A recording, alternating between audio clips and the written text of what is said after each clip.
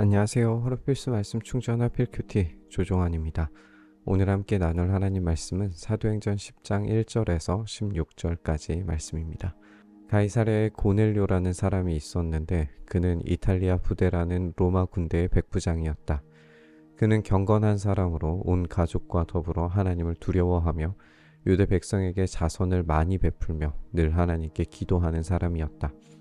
어느 날 오후 3시쯤에 그는 환상 가운데에서 하나님의 천사를 똑똑히 보았다. 그가 보니 천사가 자기에게로 들어와서 고넬료야 하고 말을 하는 것이었다.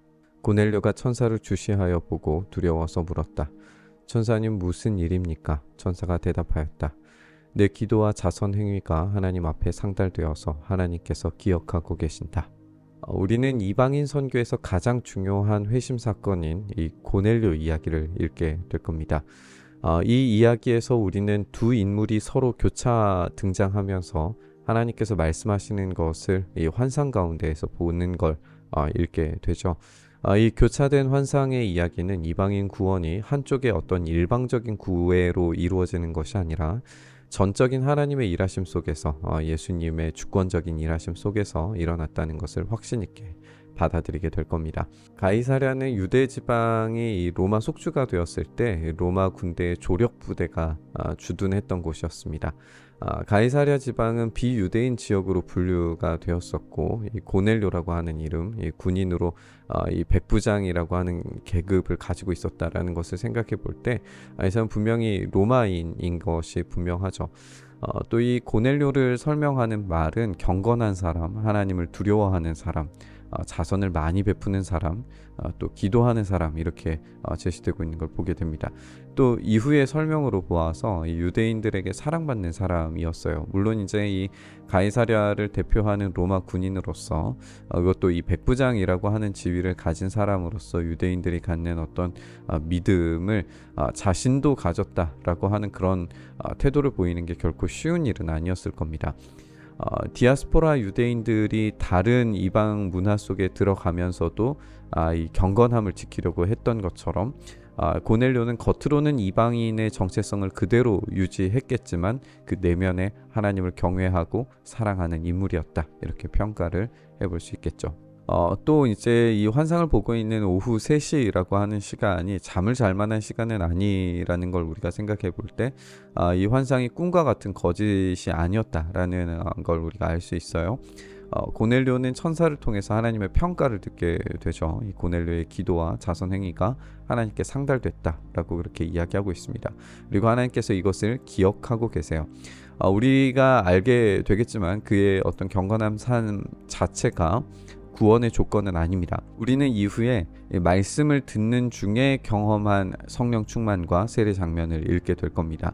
경건이 하나님과 매우 밀접한 관계를 만들어낸 것은 부인할 수 없어요. 하지만 결국에 구원은 말씀과 그 말씀의 복종함을 통해서 받는 거다라고 하는 것도 우리가 추가적으로 지적해 볼 수 있습니다. 이제 요바로 사람을 보내어 베드로라고도 하는 시몬이라는 사람을 데려오너라. 그는 무두장이인 시몬의 집에 묵고 있는데 그 집은 바닷가에 있다. 그에게 말하던 천사가 떠났을 때에 고넬료는 하인 2사람과 자기 부하 가운데서 경건한 병사 하나를 불러서 모든 일을 이야기해주고 그들을 요바로 보냈다. 천사에 이어지는 말은 요바에 사람을 보내서 베드로를 데려오는 거예요.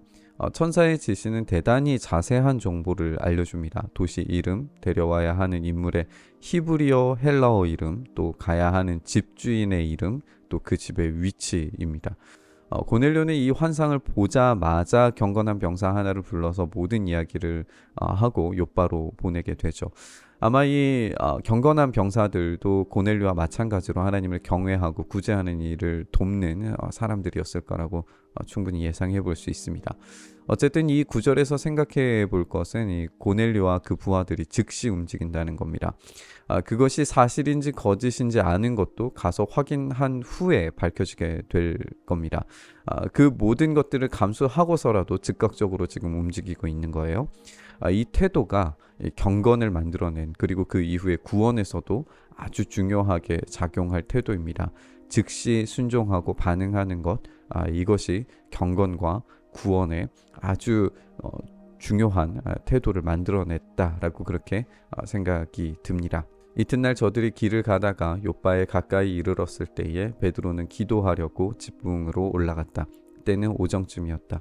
그는 배가 고파서 무엇을 좀 먹었으면 하는 생각이 들었다. 사람들이 음식을 장만하는 동안에 베드로는 황홀경에 빠져들어갔다. 그나 하늘이 열리고 큰 보자기 같은 그릇이 네 귀퉁이가 끈에 매달려서 땅으로 드리워져 내려오는 것을 보았다. 그 안에는 온갖 네발 짐승들과 땅에 기어다니는 것들과 공중의 새들이 골고루 들어 있었다.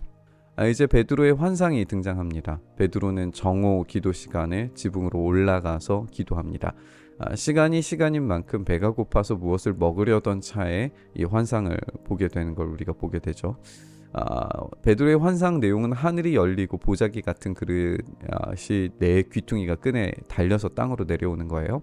우리가 이 표현들을 좀 생각을 해보면 하늘이 열리고 땅에 드리워졌다. 이렇게 하늘과 땅 전체를 포괄하는 어떤 이미지들을 우리가 볼 수 있어요. 그래서 이 세계 전체를 상정하는 것으로 우리가 이 환상을 이해하게 됩니다.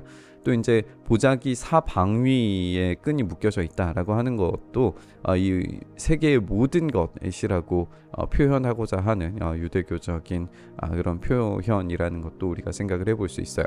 어쨌든 이 보자기 안에 있는 이 온갖 짐승들은 그래서 세계 전체에 있는 것들이라고 그렇게 볼 수 있고, 그렇다면 이 세계 전체에 퍼져 있는 것은 먹을 수 있는 것과 먹지 못하는 것들이 다 함께 담겨져 있다라는 것으로 이해가 됩니다. 이 환상이 지금 이제 식사 시간과 가깝기 때문에 먹는 것과 연결시키는 것이 매우 자연스럽죠. 이후에 이제 이 명령에 따라서 이것을 먹어라라고 하는 것이 자연스럽게 연결이 됩니다.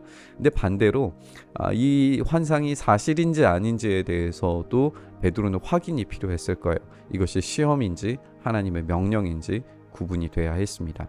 그때 베드로야 일어나서 잡아먹어라 하는 음성이 들려왔다. 베드로가 대답하였다. 주님, 절대로 그럴 수 없습니다. 나는 속되고 부정한 것은 한 번도 먹은 일이 없습니다. 그랬더니 두 번째로 음성이 다시 들려왔다. 하나님께서 깨끗하게 하신 것을 속되다고 하지 말아라. 이런 일이 3번 있은 뒤에 그 그릇은 갑자기 하늘로 들려서 올라갔다.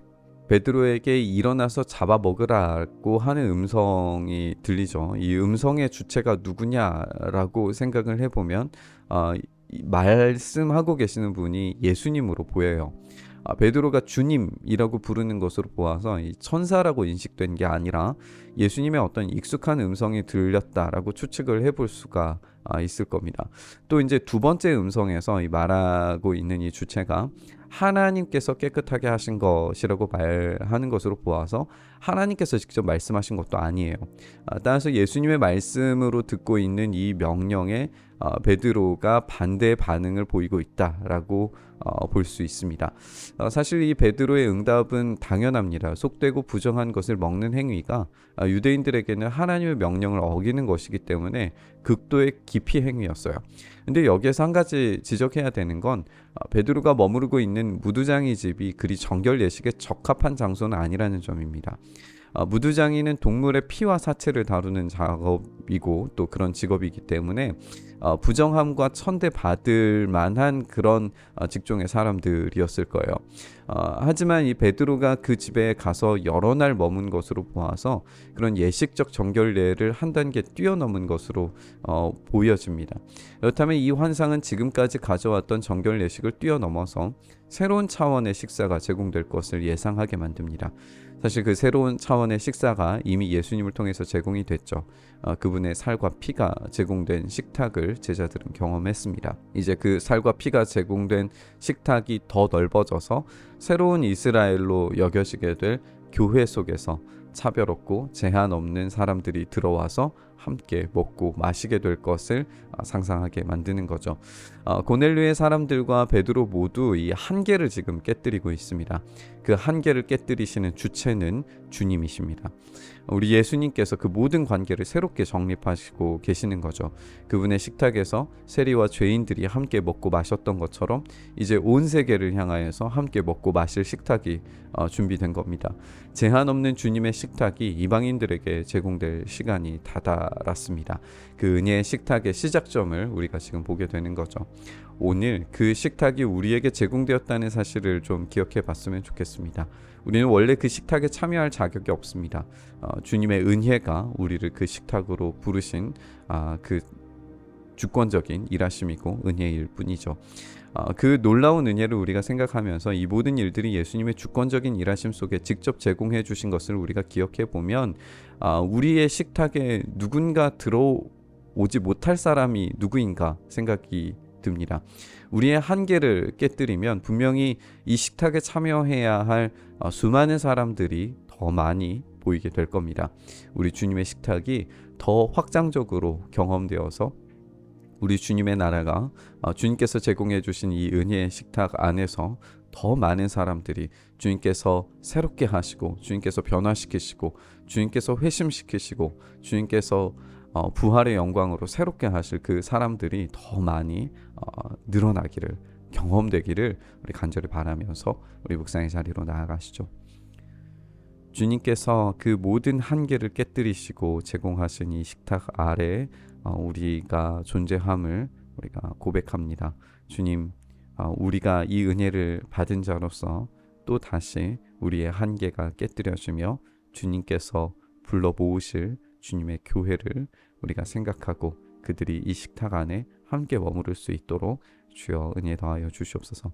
그 일을 우리 가운데 행하셔서 정말 하나님의 놀라우신 영광의 식탁이 우리 안에 온전히 경험되게 하여 주시기를 간절히 바라고 소망하며 우리 주님 예수님 이름으로 기도드리옵나이다.